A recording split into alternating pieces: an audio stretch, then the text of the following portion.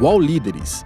Este podcast traz entrevistas com presidentes, CEOs ou fundadores de grandes empresas nacionais e estrangeiras, debate e divulga ideias e projetos dos diversos setores da economia brasileira.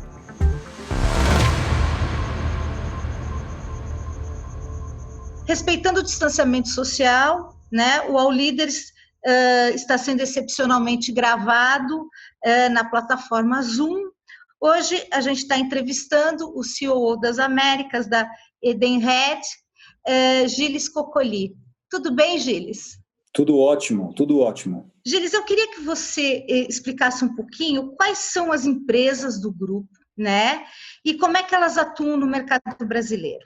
Então, o grupo chama Edenred, nós somos um grupo de 10 anos, estamos festejando os nossos 10 anos esse ano, e na realidade é um grupo que nasceu de uma separação, de uma divisão que separou do grupo Accor, em 2010. Então, esse grupo que não era conhecido antes, esse nome foi criado naquele momento e a gente está navegando com esse nome já há 10 anos. As marcas do grupo são mais conhecidas. No Brasil, por exemplo, nós temos várias atividades. A primeira, a mais antiga e mais conhecida, a gente está no Brasil há 44 anos, é a própria Ticket, não é? Então, o Ticket restaurante, alimentação, é o produto, não é, do trabalhador diário, nosso maior negócio ainda no Brasil e que atende a comunidade de recursos humanos, não é, com benefícios ao trabalhador. Nós temos uma segunda atividade que vem crescendo muito, nasceu lá em 95, que a gente chama hoje de Fleet and Mobility. Aí é um produto, é uma plataforma de serviços para os gestores de frota e também para os gestores de frete, ou seja, são a ferramenta para gestão de frota própria ou ferramentas para contratação de frete. E isso aí tem já há alguns anos, não é?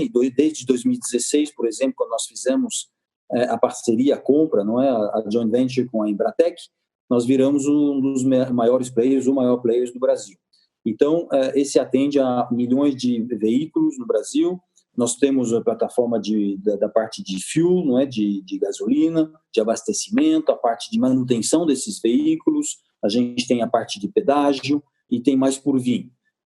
Esses são os dois grandes pilares. Nós temos um terceiro que está na área de pagamento, que a gente chama ESPP, que é Edenred Soluções Pré-Pagas, que disponibiliza cartões pré-pagos para as empresas, então ainda é um produto, um serviço B2B, o qual o maior é a gestão de despesas dos colaboradores das empresas, não é? Então é uma plataforma para fazer o gerenciamento das despesas das pessoas que viajam e que precisam estar gastando em nome da empresa. E aí eu acho que uma pergunta que todo mundo quer saber, como é que o grupo agora está lidando com essa questão da pandemia, com essa questão da quarentena? O que vocês têm feito? Como é que vocês têm informado seus funcionários? Como é que vocês têm protegido os funcionários? Eu queria que você falasse um pouco sobre isso. Nós somos uma empresa razoavelmente digital, não é? Ou seja, muito inovadora, e tomamos a decisão na sexta-feira, aquela sexta-feira, meados de março, e na segunda-feira 97% dos nossos colaboradores já estavam em casa e organizados para trabalhar normalmente.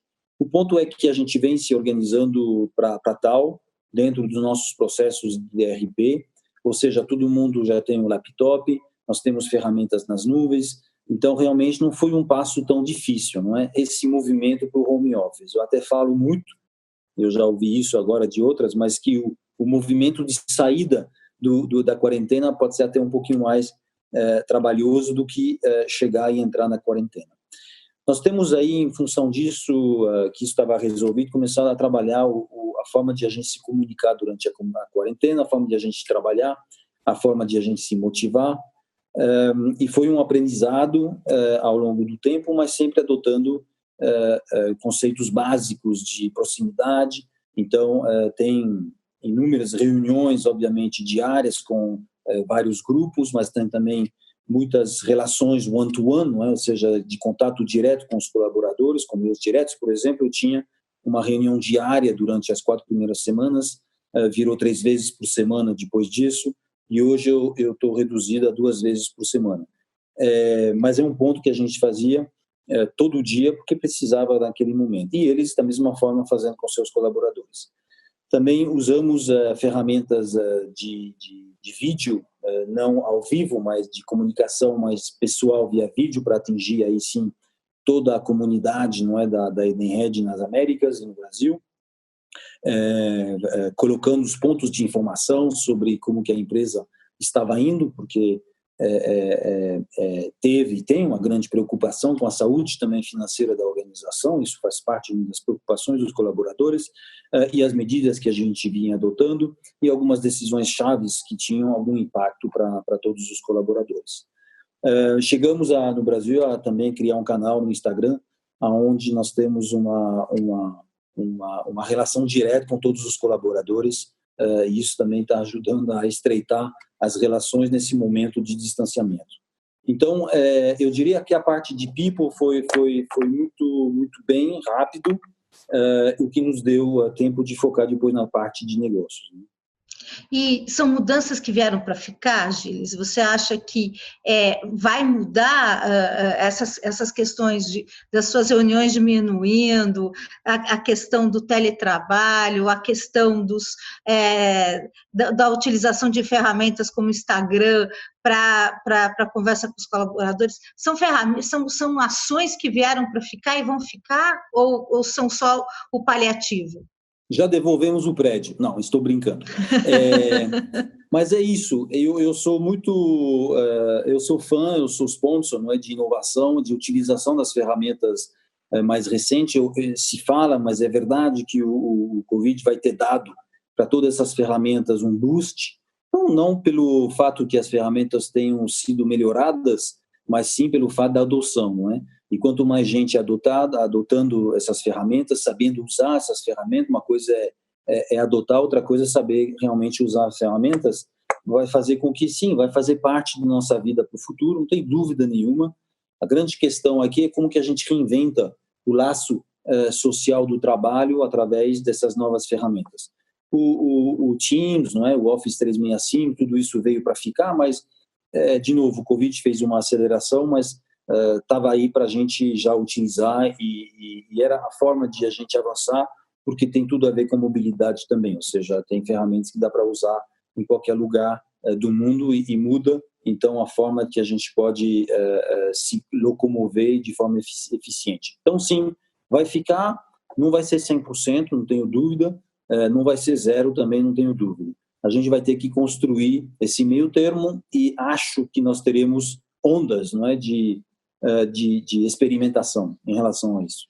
Perfeito. E o que mudou no comportamento do consumidor? Eu estou imaginando que vocês devem estar fazendo uma pesquisa atrás da outra para ver o que mudou no comportamento do consumidor agora, durante a pandemia, e o que isso vai levar para o pós-pandemia. O que você tem de novidade, ou o que você tem a respeito disso?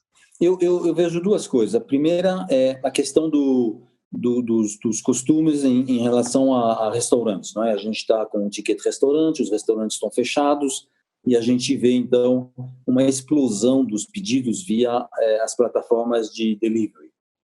Isso é um comportamento que, na minha visão, vai mudar.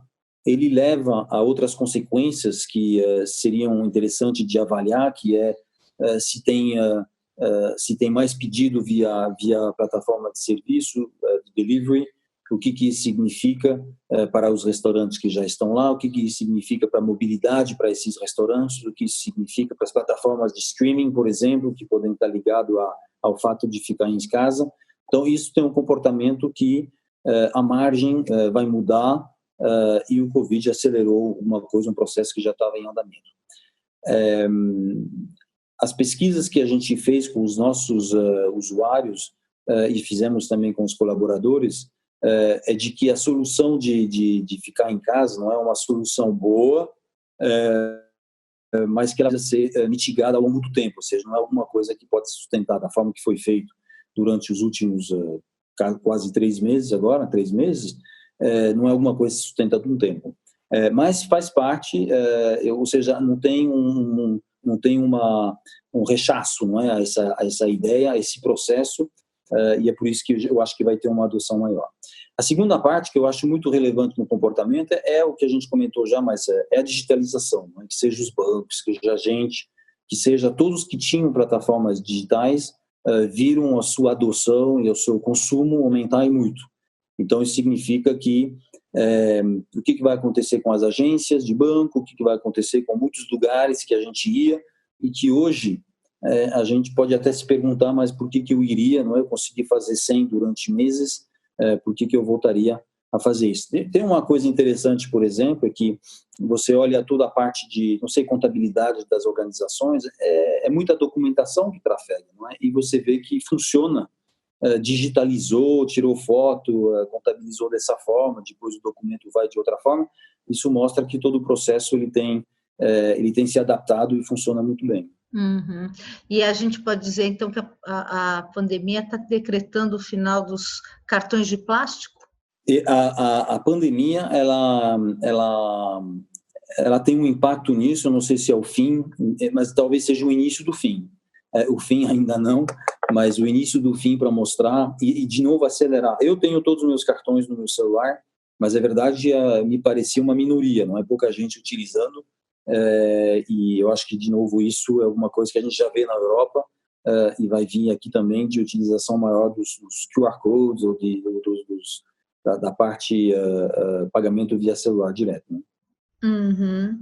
E aí, tem uma pesquisa da Ticket que vocês até mandaram para mim, mostrando que as mulheres estão mais satisfeitas do que os homens com o teletrabalho. E aí eu fiquei imaginando, meu Deus, como é que elas estão satisfeitas se elas triplicaram o trabalho delas, né? Porque além do trabalho de casa, agora elas têm o teletrabalho. Como é que você vê esse comportamento feminino e por que isso está acontecendo? Eu acho que as respostas, que também é uma coisa que me surpreendeu, mas talvez justamente a gestão, as mulheres, você estava comentando, que muitas vezes tem múltiplas gestões, não é? Além do seu trabalho, a família, as crianças, a distância podia ser um problema, não é? Ou seja, uma complicação. E aí, juntando tudo, com a capacidade das mulheres, que os homens se perguntam como fazem, um olho nas crianças, um outro olho no trabalho, e conseguir, então, fazer isso direito, estando no mesmo ponto. Eu também tenho minhas dúvidas se essa percepção, uma percepção que poderia se estender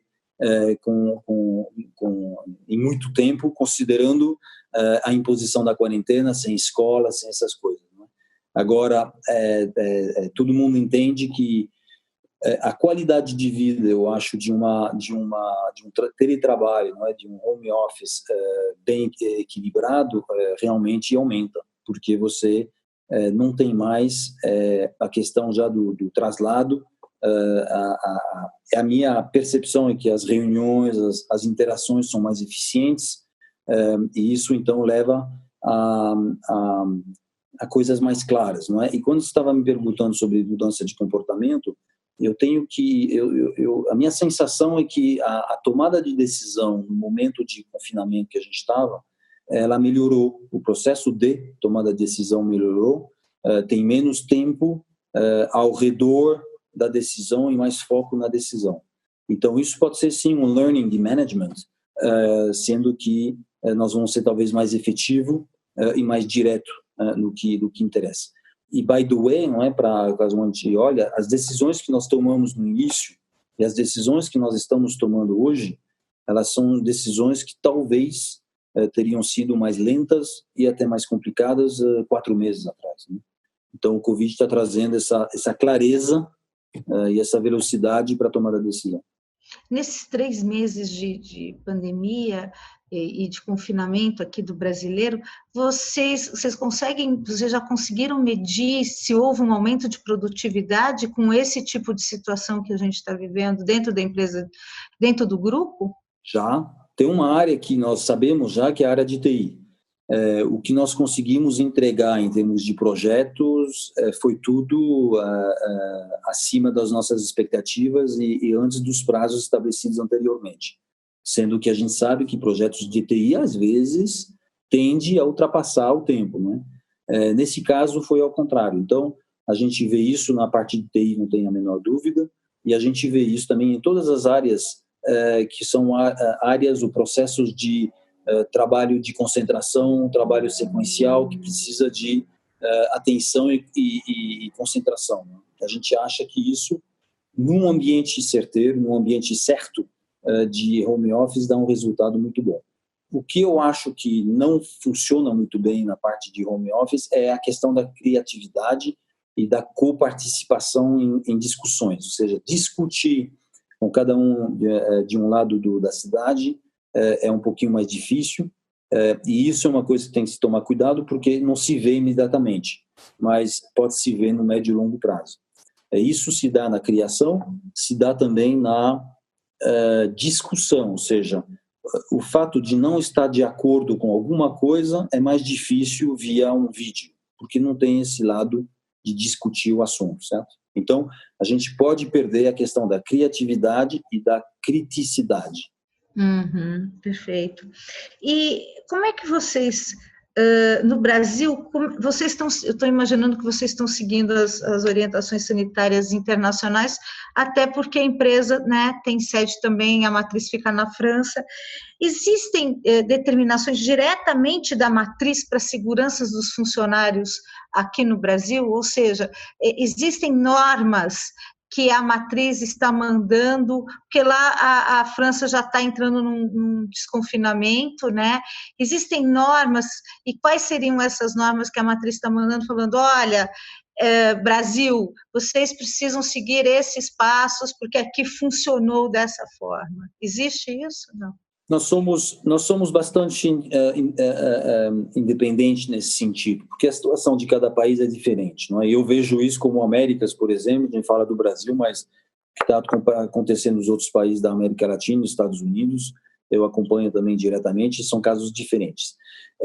Agora, o princípio é um princípio global, não é, que é realmente cuidar dos nossos colaboradores. Então, nós não tomamos nenhum, ou seja, a diretriz de dizer assim, primeiro os colaboradores, assegurar que eles estão bem, acompanhar aqueles que poderiam estar afetado, e nesse sentido eu posso dizer que nós não temos nenhum caso no Brasil, e graças a Deus as coisas foram bem gerenciadas e nós entramos em quarentena razoavelmente rápido.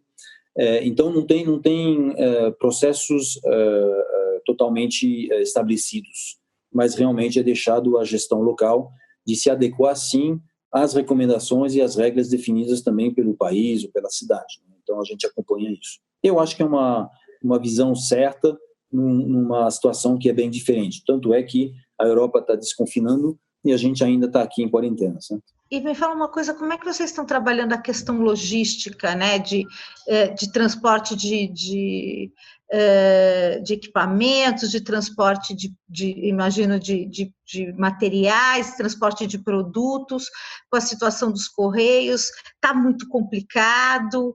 Está levando muito tempo? Como é que está funcionando isso? Não, de novo, a gente tem digitalizado muita coisa, então não tem transporte de alguns elementos, mas eu pessoalmente aqui não tenho ouvido de um gargalho nesse sentido, não é? Eu recebo aqui, por exemplo, a cada 2 dias vem um portador para que eu possa assinar um documento que realmente tem que ser assinado, mas eu assinei muito mais documentos de DocuSign, não é? Ferramentas de assinatura digital nas últimas 8 semanas do que eu assinei no ano todo de 2019. E isso veio para ficar, não é? E eu acho ótimo.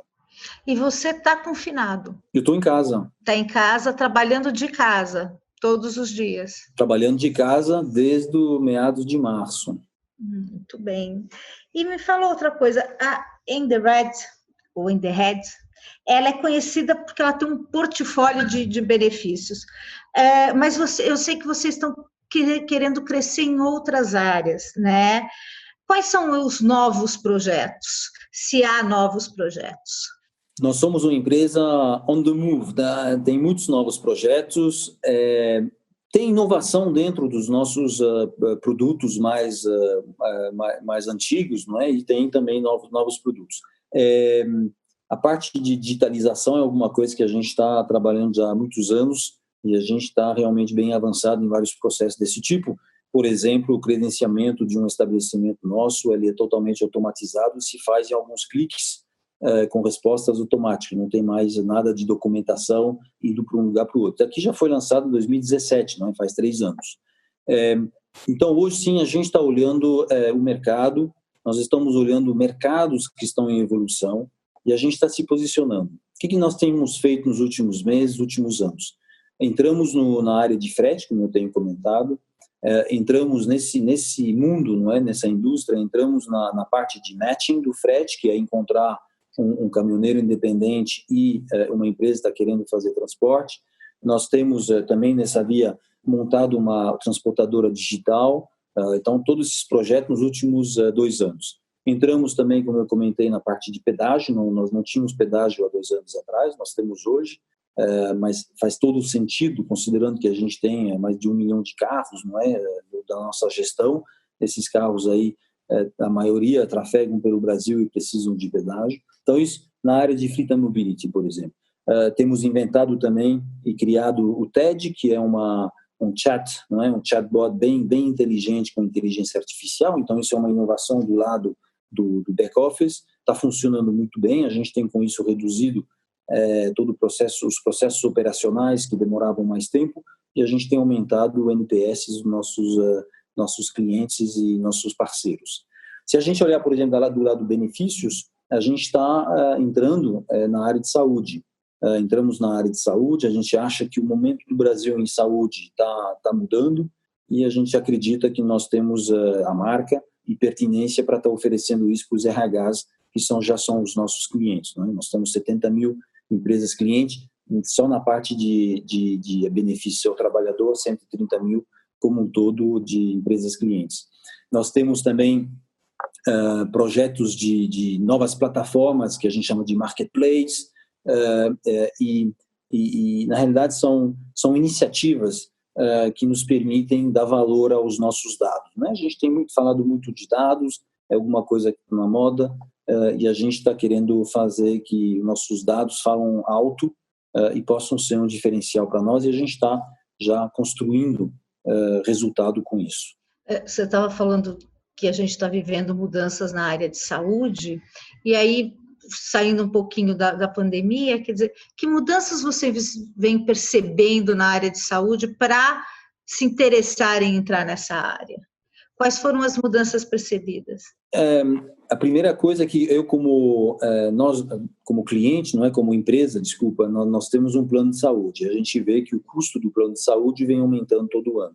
E esse aumento, essa inflação dos custos tem levado algumas empresas a tirar o plano de saúde, não é? Então, se a gente olhar o mundo corporativo, que já foi, além do SUS, um grande provedor de saúde, a gente vê algumas empresas saindo do processo, e eu acho que isso pode acelerar, na minha visão vai acelerar.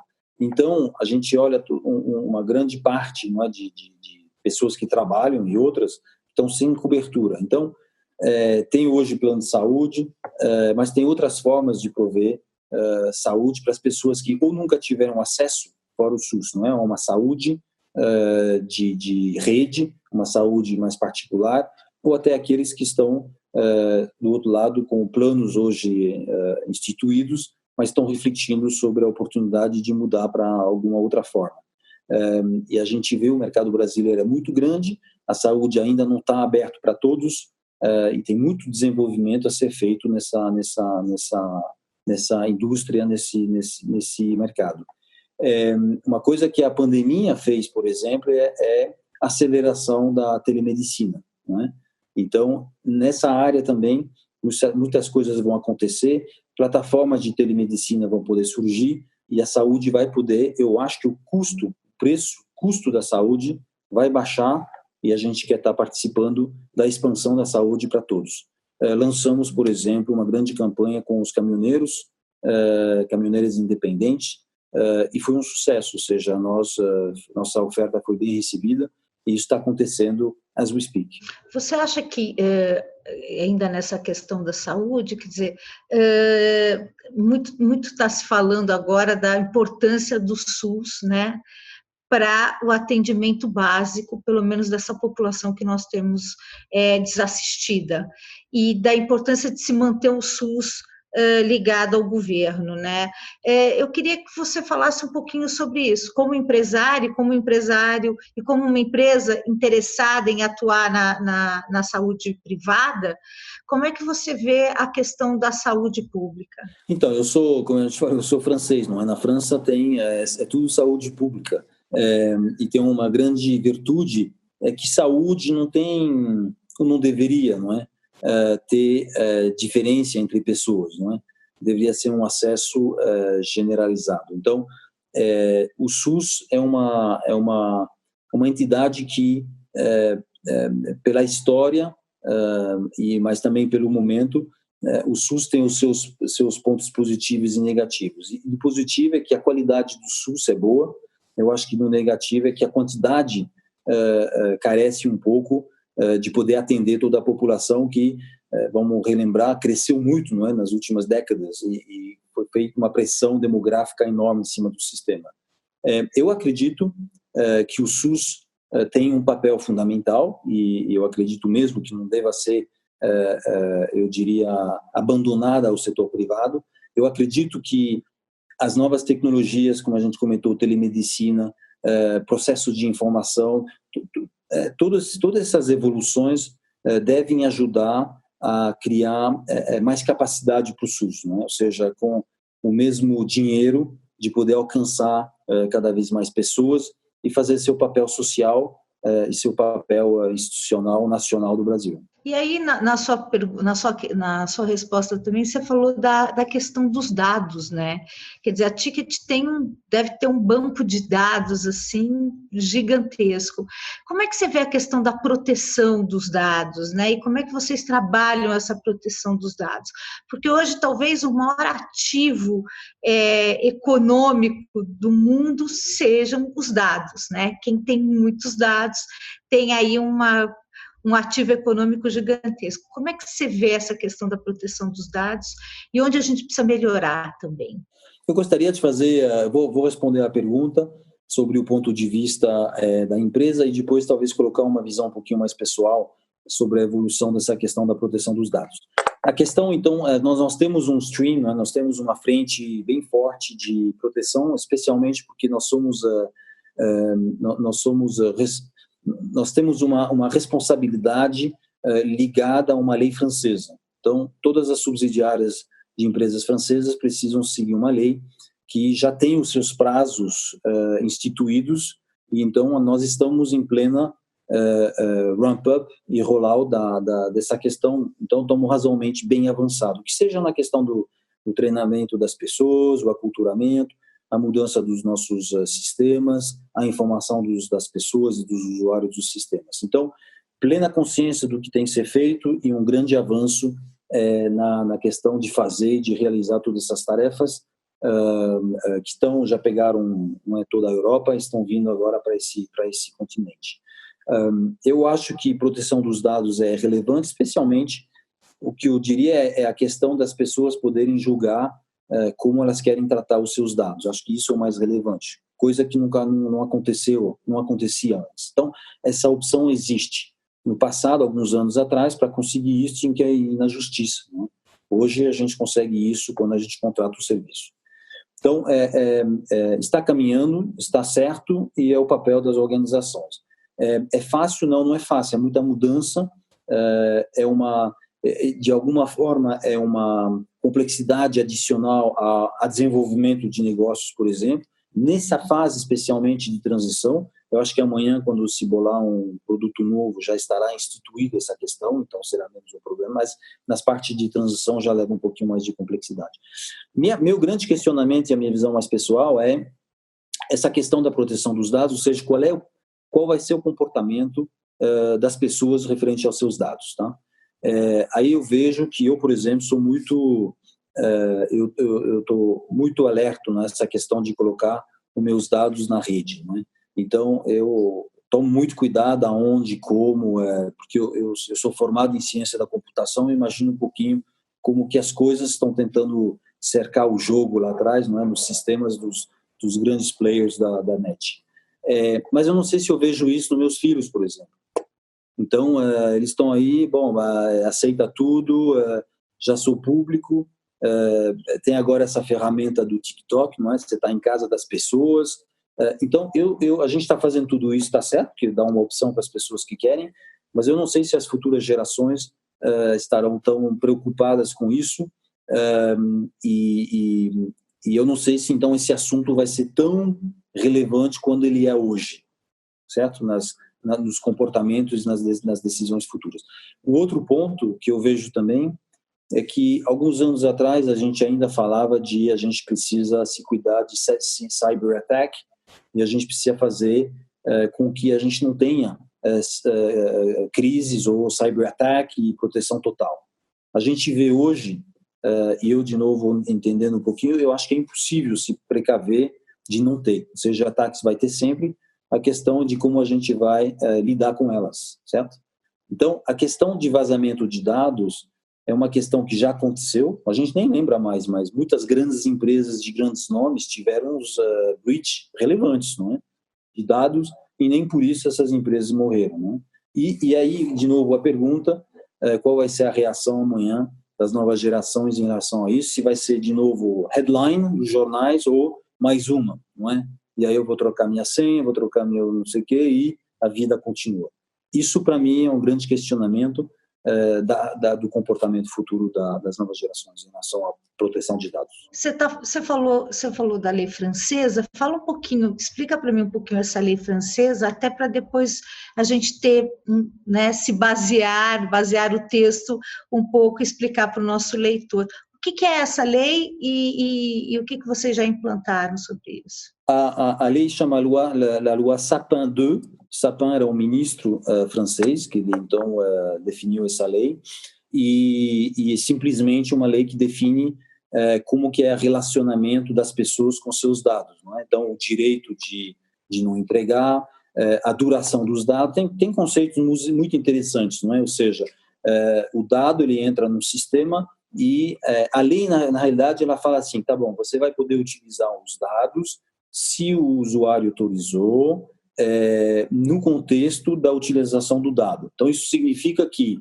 se depois de um ano você não tem mais relacionamento com essa pessoa, por que você fica com o dado? Não é? O dado teria que estar deletado, não é? Dos servidores. Então, tem esse tipo de coisa. Quanto tempo você fica com os dados, quem tem acesso aos dados, e, na primeira mão, se os dados são autorizados a ser, por exemplo, guardados. Isso significa que, como eu estava dizendo, os sistemas precisam ser capazes de fazer tudo isso. Então, tem que mudar programas, tem que mudar a forma que a gente monitora os dados, quando que esse dado entrou no servidor, então quando que ele tem que sair do servidor. Ou seja, gera uma certa complexidade, mas é tudo em torno de o que faz sentido em que momento, com que autorização para a empresa que vai usar os dados. E se não for dentro desse contexto, o dado tem que ser devolvido ou deletado. O UOL Líderes volta já. O podcast Mid Marketing do UOL traz entrevistas com grandes nomes do marketing, da propaganda e da criatividade. Às terças-feiras, eu, Renato Pesotti, trago uma nova entrevista sobre esses temas. Você pode ouvir Mídia e Marketing e outros programas do UOL em uol.com.br/podcast, no YouTube e também nas principais plataformas de distribuição de podcasts. Recebe salário, faz transferência, pagamento, recarga de celular e até empréstimo, tudo sem taxa. PagBank, a sua conta grátis do PagSeguro. Baixe já o app e abra sua conta em 3 minutos. Vamos mudar um pouquinho de assunto, vamos falar um pouco sobre pequenos negócios, né? Porque os pequenos negócios dominam o país, são 99% dos negócios no país, e são também os maiores, ou eram os maiores geradores de emprego do país, né? E aí eu queria saber um pouco sobre qual é o relacionamento hoje das empresas do grupo, principalmente da Ticket, né, com esses pequenos negócios, e como é que a gente equilibra agora essa questão dos pequenos negócios, como é que a gente ajuda esses pequenos negócios a se desenvolver? Então, é um bom ponto. o tecido de pequenas empresas no Brasil é muito denso. É uma particularidade, não é, de países muito dinâmicos, e o Brasil é um país muito dinâmico. E nós temos, sim, em todos os nossos negócios, um relacionamento muito forte com pequenas empresas. Que seja, como eu estava falando, o nosso caminhoneiro independente, ele é uma empresa unipessoal, né? Ele cuida do transporte dos goods, não é? Dos bens dos brasileiros, e tem, do outro lado, as empresas SMI, a gente tem tudo isso segmentado. As menores empresas têm tido uma reação, na minha visão, uma reação diferente ao Covid, não é? Tem aquelas que não são tão alavancadas, que seja nos seus negócios ou no seu financiamento, e que são, eu diria, muito próximas, não é, dos seus mercados, e elas conseguiram, com evidentemente muito impacto, mas estão conseguindo, não é, passar a crise. E nós temos do outro lado empresas, e no que nos toca mais são, por exemplo, os restaurantes, não é, que são pequenas empresas, na sua maioria, 1, 2, 3, 4 funcionários, colaboradores, e esse aí nós estamos vendo, nós temos um relacionamento com as associações de restaurantes, que realmente a situação está muito complexa. Nós temos montado um fundo que se chama More Than Ever, é um fundo da Edenred Global, é um fundo de 15 milhões de euros. Ele foi fundeado por uma parte do dividendo de 2019, que não foi pago aos acionistas, mas foi colocado no fundo. Ele também foi abastecido por uma desistência, eu diria, de salário dos principais executivos durante os meses da pandemia. Então, esse dinheiro está sendo direcionado aos colaboradores que estão em necessidade. Nós temos alguns, a gente, por exemplo, opera ainda na Venezuela. A Venezuela, a situação é muito complicada, mas também temos ajudado em todos os países da América Latina. E a segunda grande parte tem a ver justamente com os restaurantes e os merchants. Então, não só os restaurantes, mas também os caminhoneiros, todos aqueles que estão sofrendo de não ter essa atividade corriqueira. O restaurante, ele tem de capacidade financeira, ele tem alguns dias, né? Ou seja, se ele não tiver um fluxo, o aluguel continua caindo, os colaboradores, enfim. Então, nós montamos uma parte do fundo para ajudar eles, e tem várias iniciativas. Algumas são de fazer o reembolso aos estabelecimentos de uma forma mais rápida, a outra é dirigir volumes para esses estabelecimentos que estão nos cartões, através de parceria com, por exemplo, os delivery players, onde a gente vai colocar incentivos, não é, para que as pessoas usem essas ferramentas que vão abastecer as cozinhas dos restaurantes, e a gente tem participado dessa forma nos nossos ramos de atividade, para que esse tecido super fundamental, e como você comentou, que emprega mais e que é gerador, não é, também de crescimento, da pequena empresa se ver crescendo, possa continuar e passar esse momento difícil. Uhum. De um lado, quer dizer, a Ticket se beneficiou, digamos assim, vocês se beneficiaram com a questão do online, né, da questão do e-commerce e de usar essa tecnologia do e-commerce, e os pequenos negócios que já estavam mais alavancados em tecnologia souberam aproveitar bem. Do outro lado, a gente tem os pequenos negócios convencionais que demandam aí uma ajuda maior para poderem sobreviver. Você tem algum dado que a gente possa comparar? Quer dizer, quanto cresceu nessa questão do e-commerce, nessa questão do delivery, e quantas empresas estão anunciando seus fechamentos, porque elas não têm condições hoje de sobreviver por uma questão, às vezes, de falta de tecnologia? Sim, então, os dados estão mudando todo dia. Eu só posso dizer que a parte de delivery, o crescimento ele é sustentável, ou seja, é double digit a cada semana, porque a gente também está divulgando. Nós temos nossa base, por exemplo, de usuários no nosso app, de mais de 2,5 milhões de usuários ativos, não é? Então, quando a gente conversa ou divulga alguma coisa para esses usuários, são 2,5 milhões de usuários que começam a usar. Então, dá um impacto forte. A segunda coisa, para evitar o segundo ponto que você estava colocando, que é a quebra, nós estamos ajudando alguns estabelecimentos a promover as suas cozinhas, não é?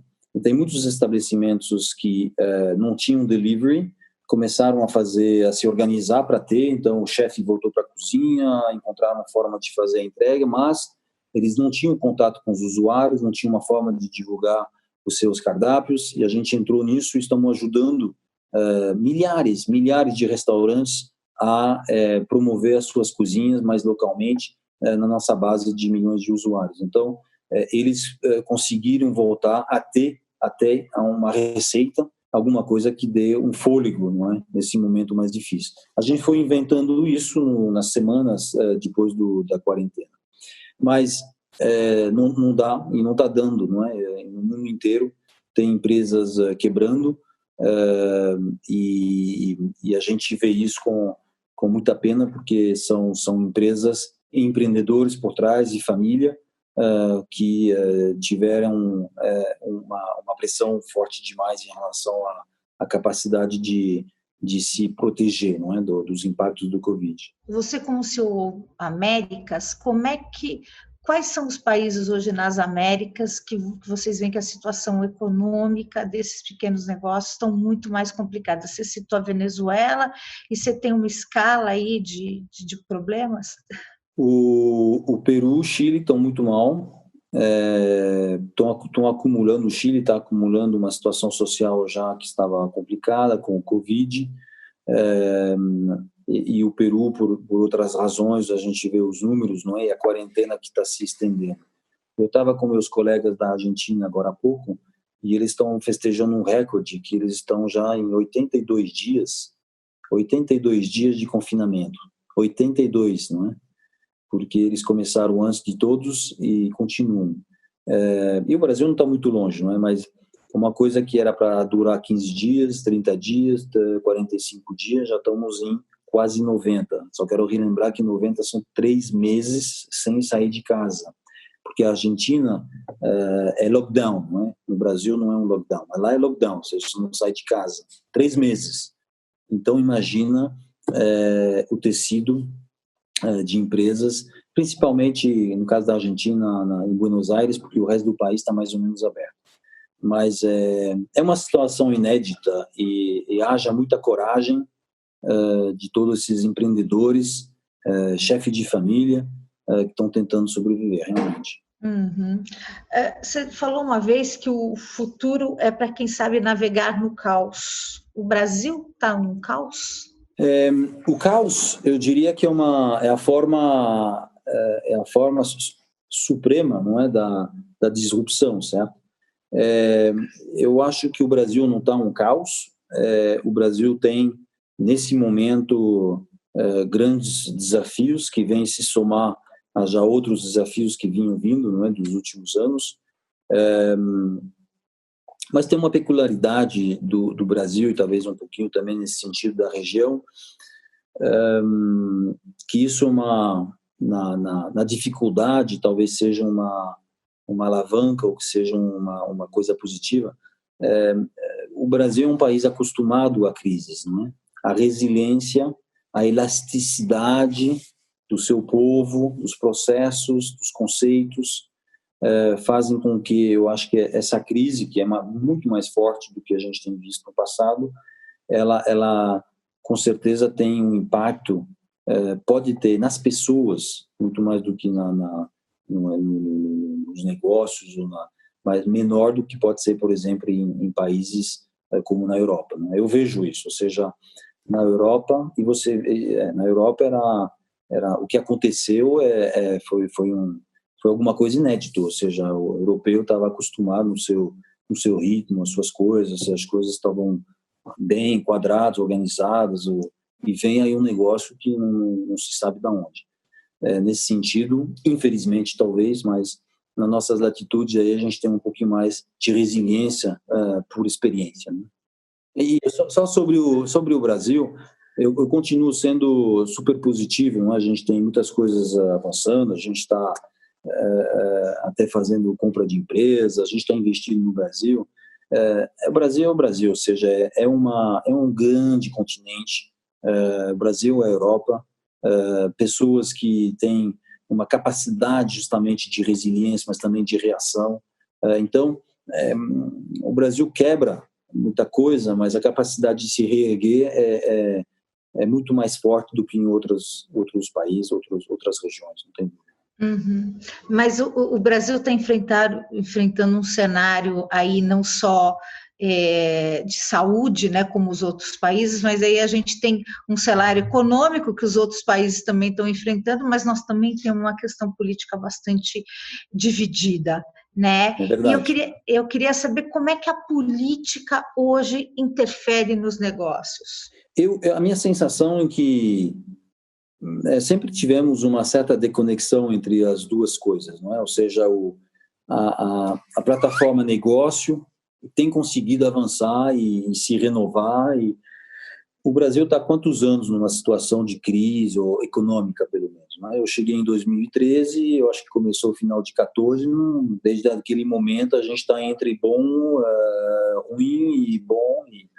Então, realmente faz parte, não é? E a comunidade de negócio aprendeu a se organizar sem. A plataforma política, ela tem tido seus altos e baixos, e o meu sentimento é que o que atrapalha talvez o tecido mais negócio são as mudanças, não é, de regras. E a gente tem tido algumas mudanças, mas nem tanto, ou seja, a gente se adapta com o que tem, então, carga fiscal pesada, burocracia, a gente se adapta, porque, de novo, o mercado vale a pena, o Brasil vale a pena e a gente se adapta.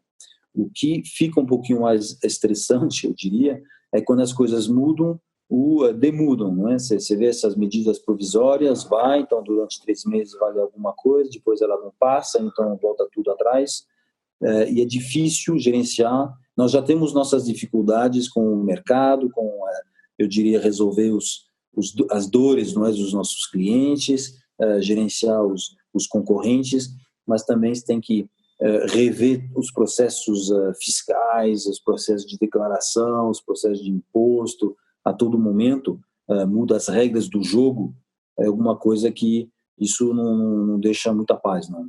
E quais são as reformas que o Brasil deve tocar daqui para frente para a gente melhorar esse ambiente de negócios? Eu acho que já conseguimos algumas, não é, do trabalho, da previdência. Eu acho que hoje a administrativa, a parte de impostos, uma simplificação, não é? O intuito está aí, não é? Eu acho que o Guedes, por exemplo, tem colocado isso muito claramente. A questão é de conseguir lograr um resultado e levar a questão a cabo, o que não ocorreu ainda em tudo. Mas eu acho que um benefício enorme que o Brasil terá de poder simplificar e colocar uma certa coerência, por exemplo, na questão dos impostos, não é? Eu conheço a situação na França, por exemplo, você tem o IVA, não é? Que é um imposto que não é cumulativo. No Brasil, a gente investe um certo tempo para ver como não acumular muito imposto um em cima do outro. No final, é uma complicação em algum lugar para fazer um negócio acontecer, e isso aloca mais recursos para resolver questões fiscais do que para resolver as questões dos clientes, né? Uhum. E como é que você explica essa burocracia toda para a matriz? Ela consegue entender ou você passa horas ali, horas do seu mês tentando explicar o inexplicável? O Brasil tem isso de bonito, não é? Que quando a gente fala sobre aconteceu isso, aí eles falam, não, mas isso é o Brasil. Tem sim muita explicação, especialmente, é um mundo à parte nesse sentido. Para nós o Brasil é muito relevante, não é? Nos nossos resultados, é o maior país do mundo, né, em termos de contribuição, então não é um país que se leva a pouco, não é? Então tudo que acontece aqui pesa e é por isso que tem muita atenção.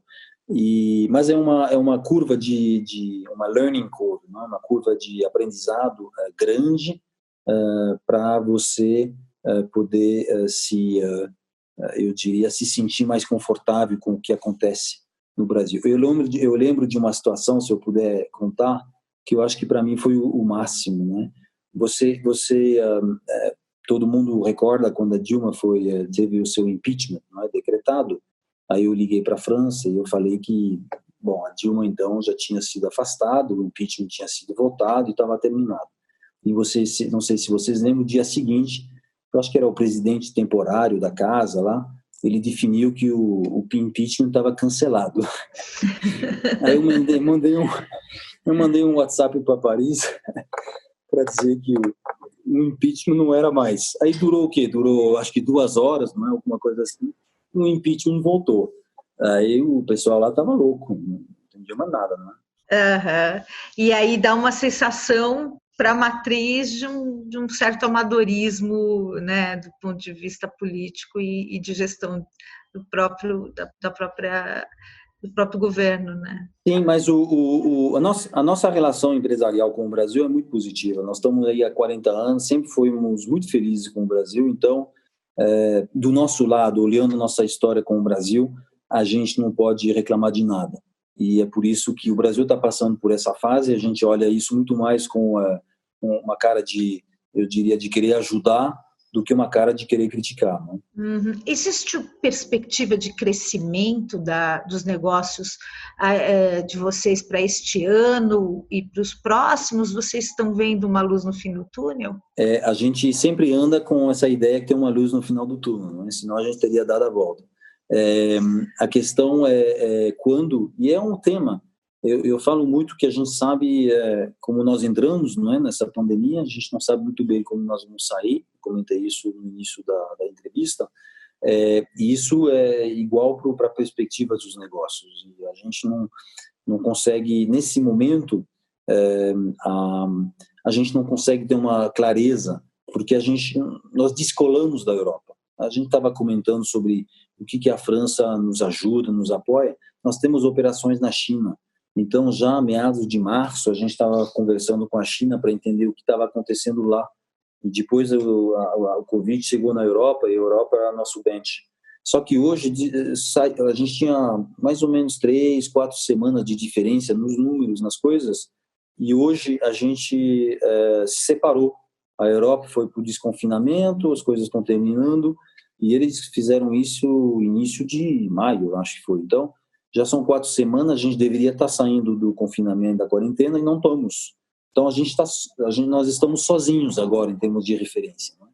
O que é uma pandemia e uma quarentena, um lockdown que dura mais de 2 meses, que vai para o seu 3º e potencialmente 4º? Ninguém sabe. Então, é uma das grandes discussões que nós temos, e a gente tem um processo de avaliação plurianual que vem aí depois das férias, no 3º trimestre. Queremos fazer o bem, não é? Queremos ser agressivos, queremos ser ambiciosos, mas nós vamos ter que contar com a situação pós-pandemia do Brasil para definir em que fundações, não é? Quais são os ativos e o cenário no qual a gente pode se projetar. Mas é uma questão de tempo, de novo, nós somos muito positivos. E outra,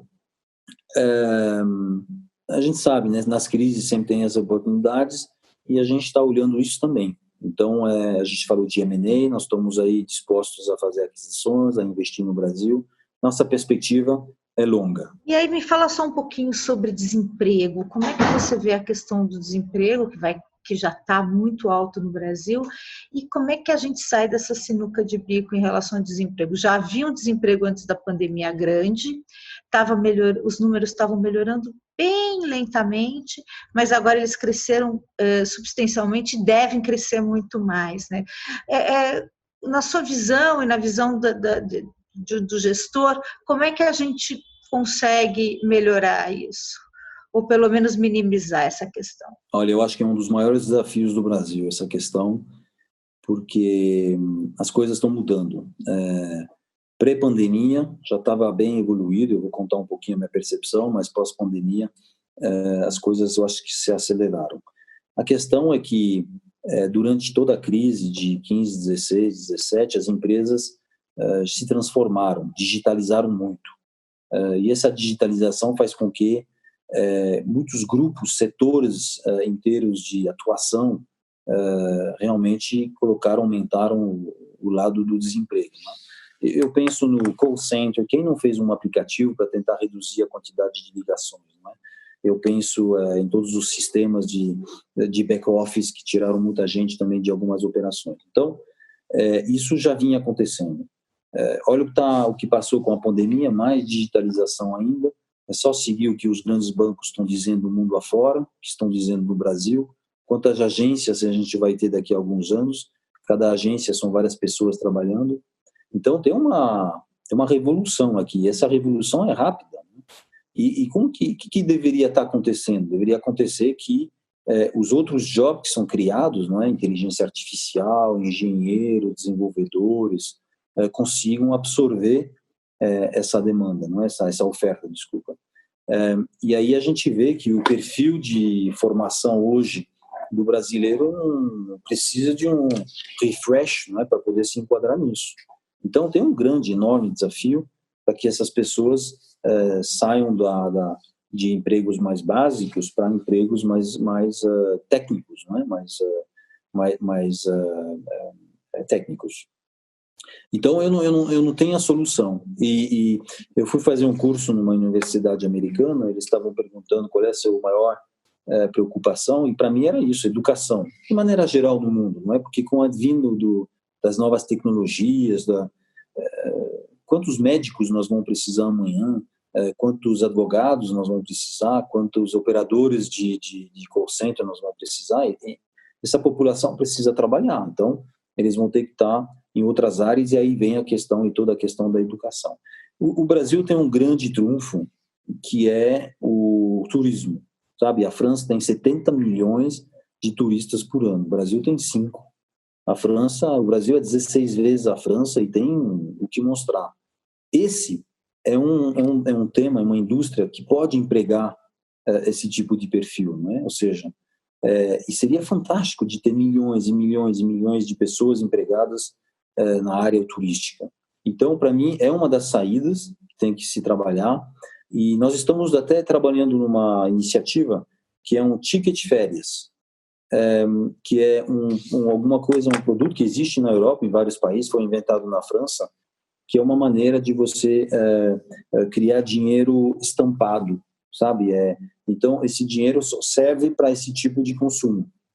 O ticket restaurante é assim, então você tem um dinheiro e você só pode gastar no restaurante. O que é o ticket férias? É um produto e uma modalidade aonde as empresas, o governo, a gente está trabalhando em cima disso, dariam para os colaboradores, os funcionários, os trabalhadores e outros, uma verba para que seja gasto na área de turismo. Por que é isso bom? Porque hoje, por exemplo, a gente fala do helicopter money, não é? Então, o governo está dando dinheiro para as pessoas, mas a gente não sabe bem aonde está esse dinheiro, onde ele está indo. O turismo tem de bom que geralmente são pessoas, você pega um restaurante, um hotel, são pessoas, emprega muita gente, consome local, um restaurante vai comprar as suas frutas, suas coisas localmente. Então, são áreas de consumo e de geração de emprego e de atividade local. Então, se você considerar, por exemplo, os 10 bilhões de reais que os brasileiros vão gastar todo ano lá fora, imagina direcionar esse dinheiro para o turismo brasileiro, dizendo que só pode gastar com restaurante, hotéis, pousadas, as companhias internas o ônibus. Seria uma forma de dirigir dinheiro aonde tem mais empregos e consome local. Não vai comprar um celular que vem das não sei aonde e o dinheiro já foi para fora e não ajudou em nada o Brasil. Perfeito. Você serviu o exército francês. Que tipo de aprendizado você trouxe para enfrentar o seu dia a dia como COO e para construir uma carreira de sucesso? Olha, eu não consegui fazer exatamente o que eu queria no exército francês. Eu queria fazer, eu entendia que uma vez passado o exército eu ia trabalhar muito. Então eu falei, o exército tem que ser minha última jornada de esportista, que eu era muito esportista. mas por alguma razão de aiguiagem lá, eu terminei, que foi um negócio super interessante, como que chama? Eu não sei em português como que se chama, mas é a pessoa que cuida do gabinete de um general, não é? Então, um assessor. Isso. Ele acompanha ele sempre, prepara as coisas, enfim. E eu fazia isso na École Militaire. Não sei se sabem onde fica a École Militaire em Paris. Não, é um prédio muito bonito que fica atrás da Torre Eiffel. Se você olha a torre, tem um grande prédio antigo de 3, como são os prédios lá em Paris, que chama École Militaire, é a escola militar de Paris, não é? E o escritório estava exatamente lá, então todo dia eu estava lá com a Torre Eiffel na minha frente. E então eu fiz isso durante um ano. O grande aprendizado é que o general era um general de 4 estrelas, então ele tinha um certo ranking dentro do exército. Ele cuidava da escola militar, não é? Superior e normal. E eu vi, então, muita gente super interessante nesse ramo do exército. Nós fomos também ver outros Estado-Maior de alguns outros países europeus e deu uma visão sobre a situação geopolítica do continente europeu. E foi, para mim, um grande ensinamento de liderança, não é? Estar com todos esses generais e pessoas que estavam conduzindo o esforço de preparação, de organização do exército. Foi 12 meses, mas muito interessante. E você não sabe, mas eu vou contar. Você tem que treinar, não é? Quando você é militar, e você tem que treinar, como que chama? Disparo, não é? De armas de curto alcance. Então, são 10 metros, isso aqui é fácil, mas também você tem que praticar de longo alcance, que são 200 metros. Eu não sei se você sabe aonde que é o campo de treinamento dos militares em Paris por 200 metros. Não, embaixo da Torre Eiffel. Ele fica debaixo dos Invalides. Embaixo então, debaixo dos Invalides você tem um campo subterrâneo enorme, 200 metros, para o pessoal treinar as metralhadoras e tudo isso de longo alcance. Caramba, não sabia disso. E você falou um pouco dessa questão do general de 4 estrelas, e aí me veio uma pergunta, como é que você vê a questão da diplomacia Brasil-França? Isso interfere no negócio da Edenred? Olha, não. Não sei se você sabe, mas a nossa nova embaixadora chegou semana passada. E eu tive a oportunidade de conhecê-la essa semana. Olha, o ponto é o seguinte: os times do Brasil e da França trabalham muito e muito bem. Você sabe que o Brasil e a França têm uma fronteira comum. Não sei se você... La Guiana. Isso, então nós temos interesses comuns, nós temos uma fronteira comum. Nós temos tantos acordos, e eu falo porque o embaixador que estava aí antes falava assim: o Brasil e a França têm acordos de muitos anos em muitas áreas na parte militar, na parte econômica, na parte cultural. Então, isso daí está lá forte e muito firme, muito firme. E os dois países não são amigos de alguns anos, não é? Mas de muitos anos. Então, não tem apesar, não é, de alguns ruídos em alguns aspectos, não tem nenhum impacto nas operações das empresas francesas no dia a dia. E como é que é viver no Brasil para um francês? Eu não sei como que é viver na França, então eu só conheço o Brasil. O Brasil é muito gostoso, acolhedor. Eu não conheço mas de, não sei, 200, 300, 500 expatriados que eu tenho conhecido ao longo dos 25 anos. São muito poucos, quase nenhum que não gostaram do Brasil, não é? E eu falo mais, muitos deles com uma vontade diferente de ficar. Só que você sabe que nesses movimentos de corporações você nem sempre decide. Mas eu morei na Turquia, morei em Londres, morei nos Estados Unidos, e o Brasil é um desses únicos países que eu vejo que as pessoas vêm e realmente querem ficar mais um ano, porque as pessoas são 10, o brasileiro as oportunidades são grandes, e o próprio Brasil, em termos de, eu diria, de qualidade de vida, não é que seja a natureza, que seja a posição, não é o tempo, enfim. Bom, estou aqui há 25 anos, então não posso dizer o contrário. Né? Uhum. E aí, ter voltado já há muito tempo. E aí, para a gente fechar, fala para mim, o Brasil está menos corrupto? Olha, é uma percepção, não é? Porque você não toca a corrupção, não é assim, dia a dia. Mas eu diria que sim. Meu sentimento é que foi feito um reset, não é? Na questão do que é certo, o que não é certo. Eu acho que talvez a questão no Brasil é que a gente tinha perdido um pouquinho o sentido das coisas. E com tudo que aconteceu nos últimos anos, nesse sentido, foi colocada uma nova referência do que se pode fazer e o que não se pode. Agora, tem uma franja da poucos, não é? Da população que talvez ainda não acordou para isso, ou está tão conectado, mas eu acho que eles estão ficando isolados, e meu sentimento é que o povo brasileiro não deixará mais passar, não é? Tinha um prefeito que a gente falava rouba, mas faz, não é? Eu acho que essa forma de ver, eu acho que não teremos mais. Uhum. Muito bom. Que dicas práticas você daria para uma pessoa que está começando agora uma carreira, construir uma carreira de sucesso como a sua? Olha, é um bom ponto. Eu falo muito com os jovens da empresa, eu gosto muito de ouvi-los. Tem uma coisa que me toca, talvez eu estou um pouquinho avançado aí, não é uma coisa que vai acontecer tão rápido, mas eu estou realmente atento a essa questão da transformação tão digital, não é? Ou seja, quando a gente fala digital, tem muita gente que vai ficar, como a gente falava, sem, não é? Sem emprego, que vai ficar sem posição. Eu tenho duas coisas que eu falo. A primeira, e eu reajo assim já, tem muita coisa que as máquinas vão fazer amanhã, certo? Então,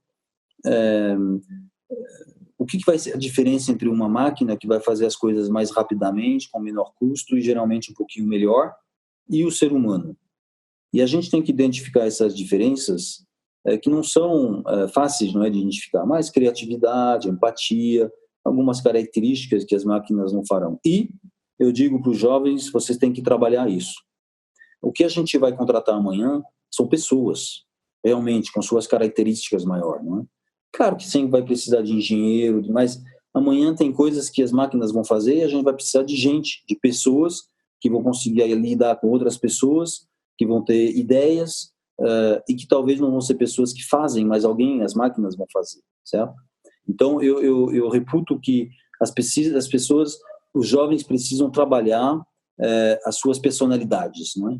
E criar mais ênfase. Então, eu sou criativo, eu tenho que ser o mais criativo possível, não abafar essa criatividade com conhecimento maior em jurídico, por exemplo, aspectos jurídicos.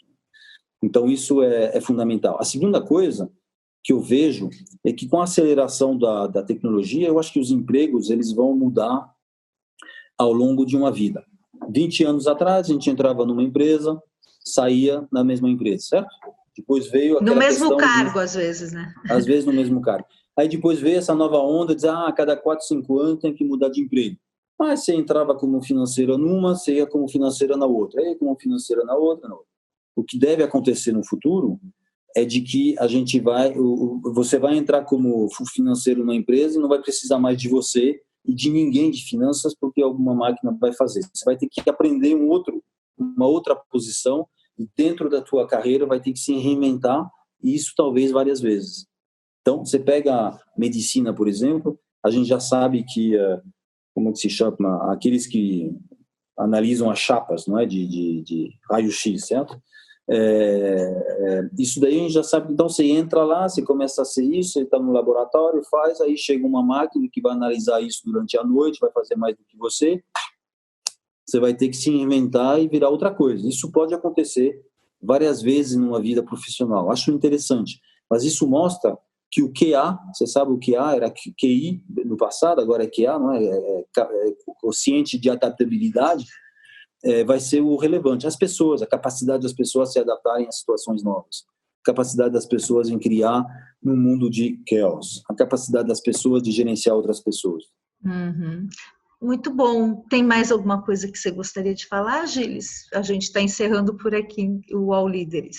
Olha, eu só diria que a gente tem que olhar o que está acontecendo numa perspectiva um pouquinho mais histórica, não é? Então, não é fácil, mas é um momento e sobra para nós, não é, acreditar que é possível enxergar essa luz no final do túnel e caminhar para essa ponta do túnel aí, e vai acontecer. Então, tem que pensar desse lado positivo, e em tempo as coisas voltarão a ser, eu acho, um pouquinho mais normal.